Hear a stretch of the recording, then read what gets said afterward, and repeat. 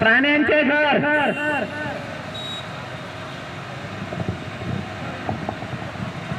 पाणी आणि माती, बन वाचूया, बन वाचूया. वतीने या ठिकाणी भंडारा जिल्ह्यामध्ये आलेलो आहोत. इथं येण्याचं कारण असं आहे की जी वाढती जंगलतोड आहे ती कुठेतरी थांबली पाहिजे आणि जंगलतोड जी वाढती जंगलतोड चालू आहे त्या पद्धतीची जर जंगलतोड चालू राहिली तर उद्याच्याला कदाचित आपलं जीवन धोक्यात येऊ शकतं. म्हणजे जसं की आजच आपण बघत आहोत, हॉस्पिटलला गेल्यानंतरची परिस्थिती आपल्याला ऑक्सिजन हा विकत घ्यावा लागतो आणि जर असं जर चालू राहिलं तर विकतचा ऑक्सिजन सर्वांना पुरणार नाही. त्यामुळं ही जी झाडं आहेत ती आपल्याला मोफत ऑक्सिजन देतात, फळं देतात, फुलं देतात. या झाडांना जपणं हे आपलं काम आहे.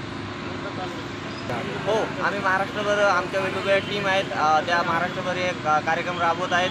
आम्ही काल जागतिक पर्यावरण दिन 5 जुलैला या कार्यक्रमाची सुरुवात केली आणि आता आम्ही संपूर्ण विदर्भामध्ये हा कार्यक्रम राबवणार आहे. आम्ही 5 जुलैपासून म्हणजे परवापासून हा कार्यक्रम सुरुवात केली आहे.